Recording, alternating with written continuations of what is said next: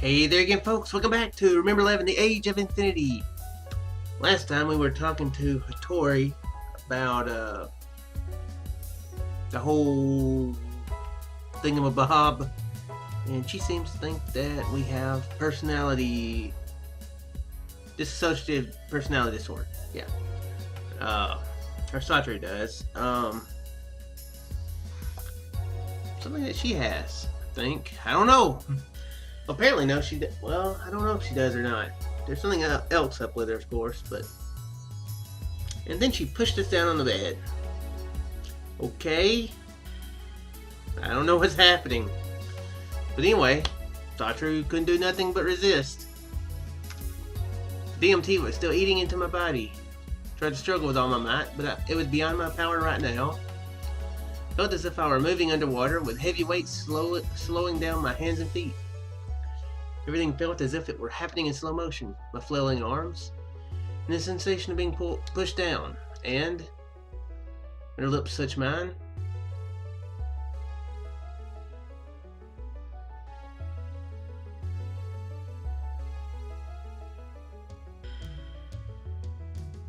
it's probably a very appropriate look there, especially when you think she's going to kill you. She may still do, I don't know. Those devilish eyes before me, their soft wavering bewitched me. I was enchanted by their gentle sway. My soul was being sucked out, my strength stolen away. My hands and feet went limp with exhaustion. Surrendered myself to her. With her left hand, Hattori held my forehead down. Her right hand seized me by the chin. Her flushed skin was dazzlingly glossy and moist. A lukewarm scent rises from her. A womanly smell that could stir the heart of any man began to overwhelm me. Under the spell of that scent, I forgot myself. The most fleeting kiss, our lips barely brushing. Surrounded by that quiet, peaceful sensation, I slipped into a doze, in which I had a dream.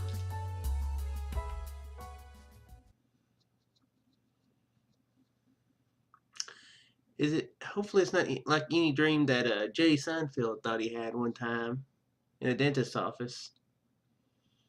It could be awkward. I dreamed of long ago of a faraway country. That country was at the bottom of a deep valley. The whole country was at the bottom of a valley? Wow, that was a big valley. It was enclosed by high mountains to the north and south, and a clear brook flowing to the east and west. There was a natural embankment in the upper stream. A natural reservoir had formed where the land had dammed the current. It was an incredibly clear and beautiful pond at the center of the country. On the banks of that brook stood an old castle. That castle, which had lost its master long ago, was already reduced to a desolate ruin. Curtains of deep crimson that had once been able to block out the brightest light now hung in tatters, stuck out through the holes in the walls that had once been windows. The ancient curtain swayed in the passing spring breeze. Suddenly a dark red shadow fell over the country. It was the shadow of an enormous writhing specter. The specter swooped down from the sky, heading for the bottom of the canyon. Landing at the base of the mountains, the monster skillfully wrenched open the gate of the old castle and slid it inside. The specter assumed an air of arrogance, toying with the deep crimson curtains as it wished. At that very moment, a bolt of spring lightning struck at the window. Yet the monster was unfazed. It gently caressed the curtains, tracing their texture, ripped them from their fixtures, and slithered back and forth across them. Then the specter chanted a spell, not a smell. What, he farted? As if in response, the embankment surrounding that beautiful lake collapsed, sending a huge volume of water thundering down toward the valley below. It became a great flood. The whole country was submerged in an instant. Did it suddenly feel remorse? The specter departed the castle, leaving behind a beautiful jewel.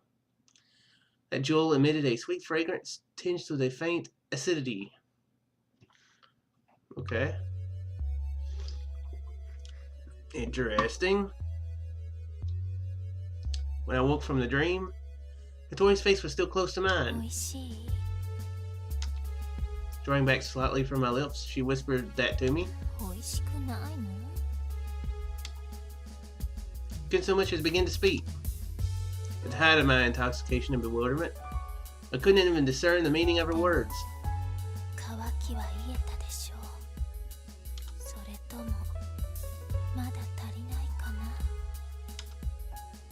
Not even waiting for an answer, she approached once again, only the faintest brush, like a kiss in childhood.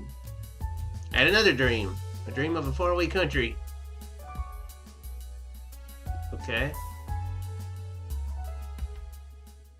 Is this what Satoru does when women get close to him? Maybe this is why he can't remember Mayuzumi heart. Well, no, he could remember though. Maybe that's why he can't remember anything else. Maybe he's always been a ladies' man. But always, whenever they get close, he's like, always having a dream. Kind of like the guy from Scrubs. Except he's done it his whole life, and that would make no sense.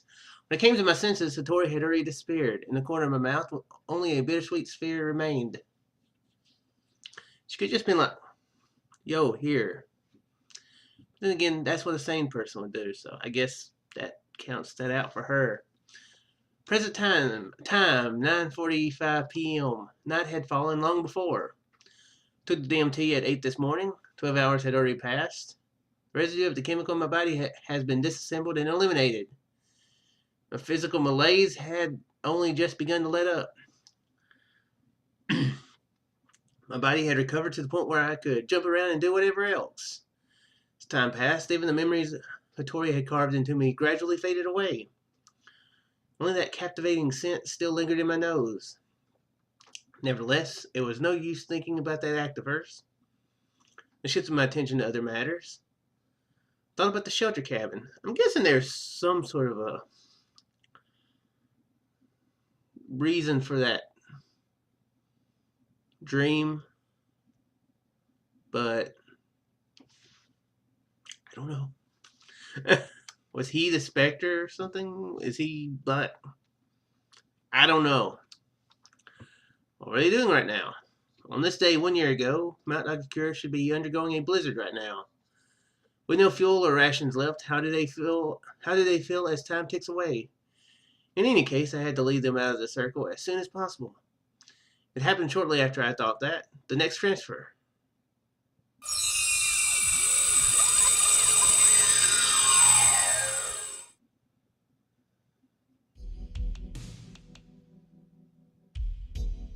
All of a sudden, the scenery changed completely. Sophia vanished, and the shelter cabin took its place, and a wave of cold struck me. This was no normal cold. I felt pain as though it were eating into my skin. My teeth chattered. Even the air I breathed out felt frozen. No wonder. There was no firewood left. Imogi, Lynn, and Uni were standing in different places around the room trying to bear the cold. Nobody was talking. Nobody so much as moved a muscle. Even sustaining the breathing required the utmost effort. I was in a world about to be consumed by snow, ice, silence, and death. I was lying on a bed alone. I slowly got up and went to the window to survey the scene outside.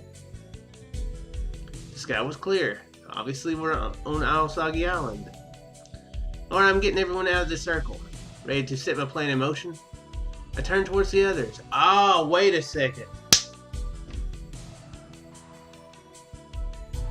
Didn't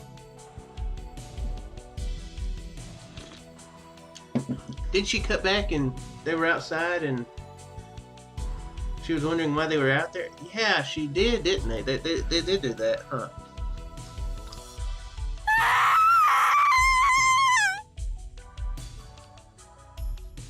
Lynn abruptly started to yell.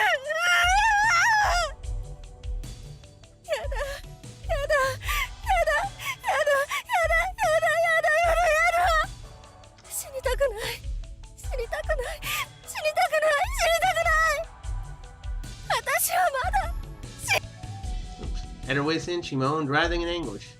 Not good, the way things were going. Lynn would have a mental breakdown. Yeah, she would have a mental breakdown because obviously that was not enough to constitute one. I rushed over to her.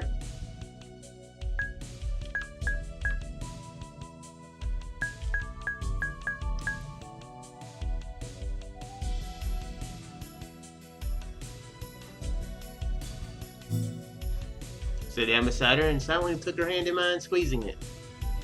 Her body jerked. She stopped trembling. Her hand was cold and so dried out it was pitiful. I couldn't bear this. Even though Lynn's in this situation, I can't do anything for her. Even though I once swore to protect her. Even though I swore I'd never let her feel sad, what am I doing? What did I come here to do? I'll definitely save Lynn. I gripped her hand a little harder. Lynn's eyes focused on me. Lynn muttered.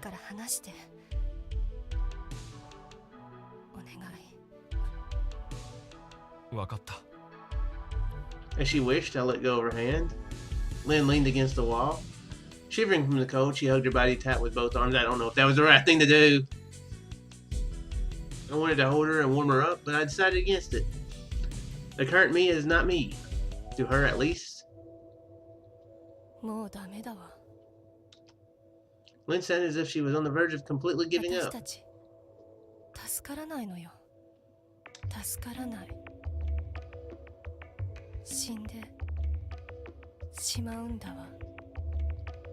Her voice dissipated along with her white breath in that intense winter cold. You're wrong. I clenched my fist tight.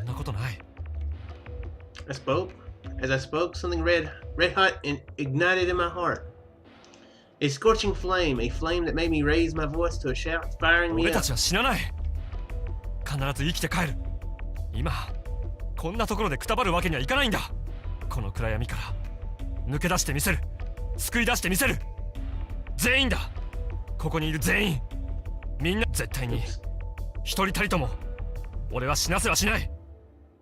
At least not the cold, so that's cool.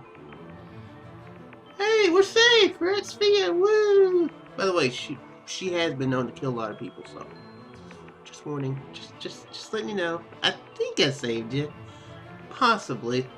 I mean, anyway, that would be better than nothing, of course.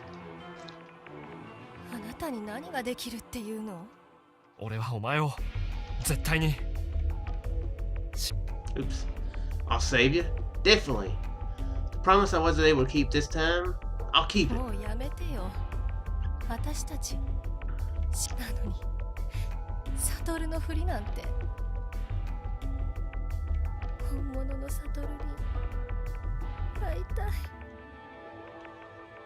Tears welled up in Lynn's eyes. Her tears soaked into the bed and slowly permeated the blankets. Slowly. Just at that moment, inside me a certain memory slowly seeped out. For long, like a bubble on the surface of water, it popped.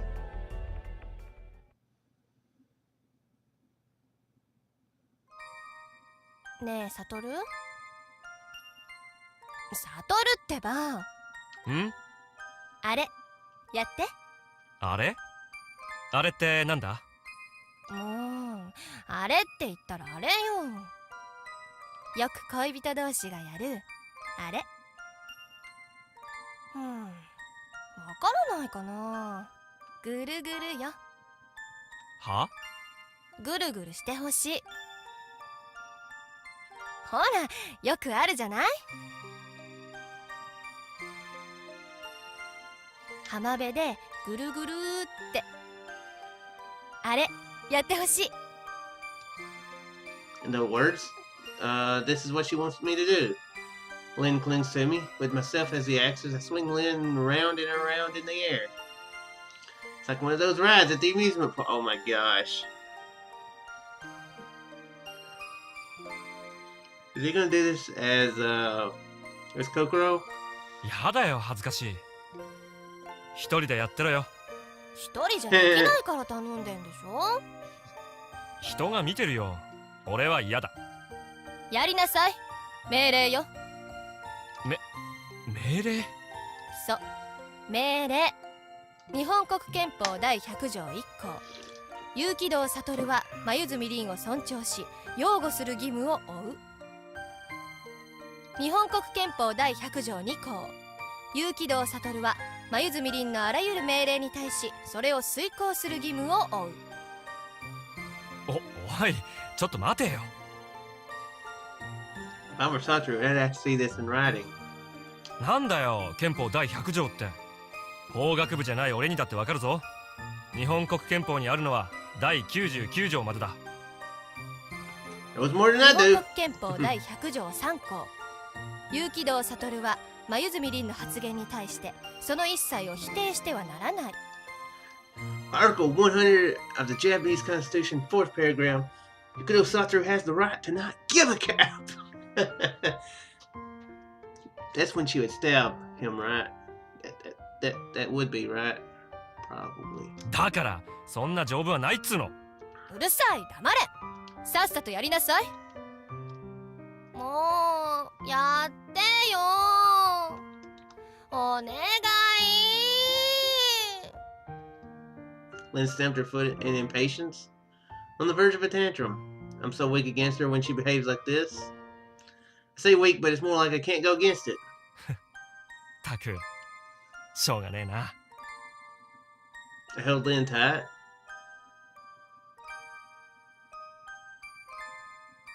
With the night skyline glittering like jewels behind us, I swung Lynn around and around. And he accidentally let go, and she went over the rail, and maybe that's why, they broke up, because she was like, "You tried to kill me," and he was like, "No, really, I didn't. I accidentally let go." ぐるぐるぐるぐるぐるぐるこんなののどこが楽しいんだよ。Yeah, he's got the right idea. Yeah, back pain's what splintered from this. Lynn was laughing in extraordinarily high spirits. The world reflecting in her eyes was full of happiness and joy. In a world glittering like glass, in that incredibly delicate, fragile world, we kept spinning around and around. Perhaps when they got done doing the spinning, they accidentally got dizzy and tumbled over the railing, and maybe that's how he got amnesia. Maybe. Her smiling face shone with a beautiful radiance. Oh yeah, I already read that. I really loved that smiling Lynn. She was beautiful, so that the fragile world wouldn't break apart. I wish for Lynn to keep on smiling. Always. Through everything, however, gotta keep stretching out the sentences. That day arrived, January 11, 2011, and that world shattered, then suddenly disappeared from this world. リン、 Oh, okay. She can say that date sounded familiar. Duh. 俺は本物のサトルだよ。浜辺でぐるぐるしただろ。え？日本国憲法第100条1項。結城堂悟は黛凛を尊重し擁護する義務を負う。だから俺は凛を守り続ける。いや違う、俺は守りたいんだ、凛を。どうして知ってるの？私と悟だけしか知らないはずなのに。だから俺が悟だからだよ。 Okay, well that's better than what I was thinking. I was thinking like he was just going to suddenly like do the.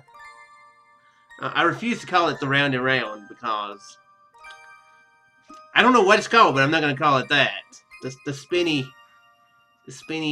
couple technique. Make it sound more like a Pokemon move than that.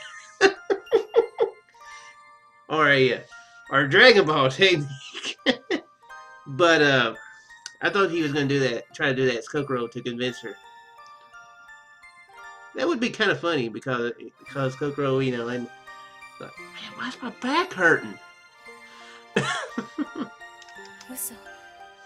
嘘じゃない。俺は凛が突然消えてしまったから。ねえ、もしも私が凛のいる世界を見つけるよ。じゃあその世界が見つからなかったとしたら？そうだな、多分見つかるまで探し続けると思う。だから凛のいる世界を見つけに来たんだ。Okay. サトル、本当にサトルなの？あ、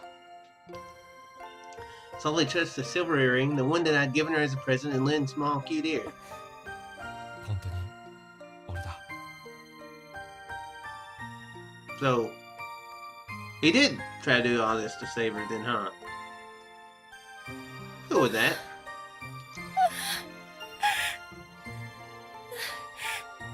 サトル、サトル、サトル、サトル、サトル、サトル。 Okay, cool. I was gonna kind of get freaked out and annoyed if she kept saying it.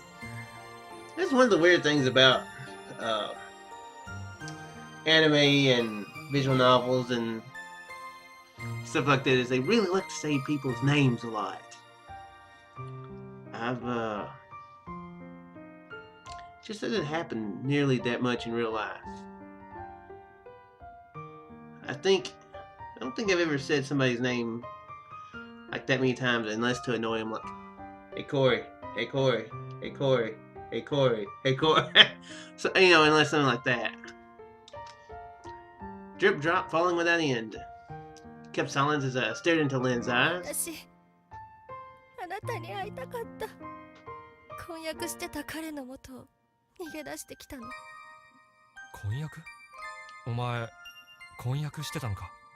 ええ、そうよ。私たちが別れた2010年の夏、あの時私に婚約者ができたから別れたの。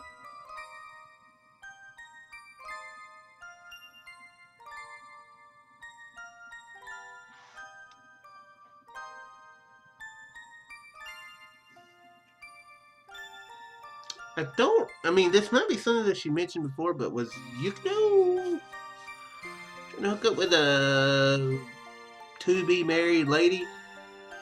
Okay. う Okay. ん、正確には別れさせられたの。だって相手は両親が勝手に決めたんですもの。Oh, okay. Okay.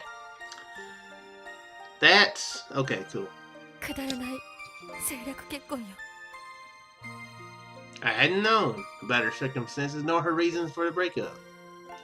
Remember how confused I 初 was めは then. 従うつもりだった。親には逆らえなかった。でもどうしてもあなたのことが忘れられなくて、好きでもない相手と結婚するのが嫌になって。私が好きなのは、愛してるのはサトルだけだから。サトルは稚内の近くにいるらしいって聞いて、だからあなたに会うためにあの飛行機に乗ったのよ。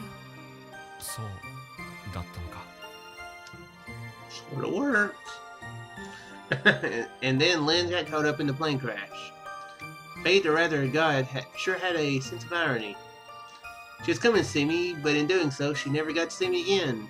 Though she kinda did, as I'm saying. I stretched out my hand to stroke Lynn's hair. However, Lynn brushed my hand away. バカみたい。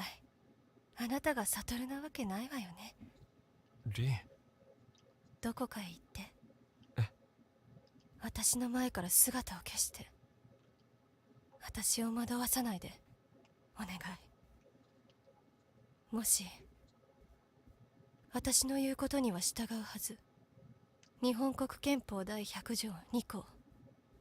有機道悟は黛凛のあらゆる命令に対しそれを遂行する義務を負う。さあ、もういいでしょ。私はもう平気よ。暴れたりなんかしないから。大丈夫だから。だから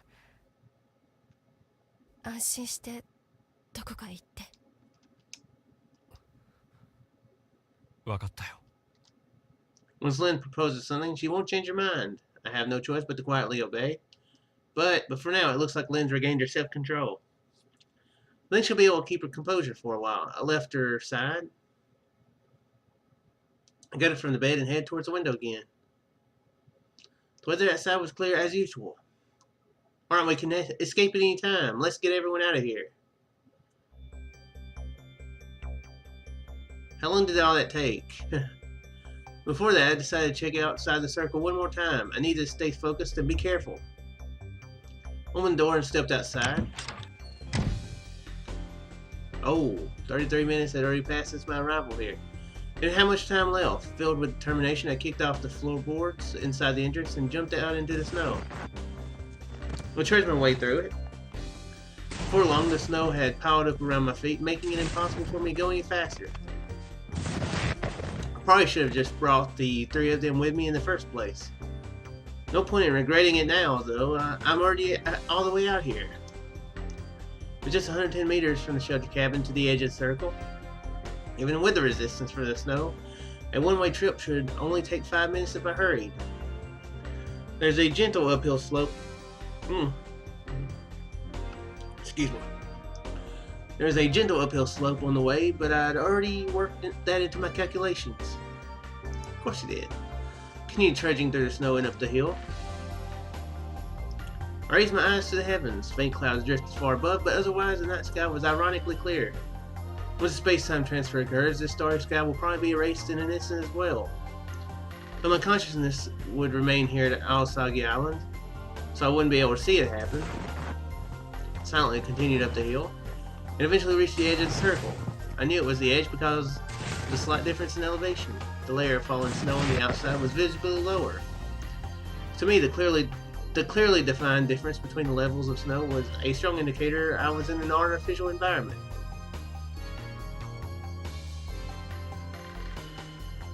Okay, so he...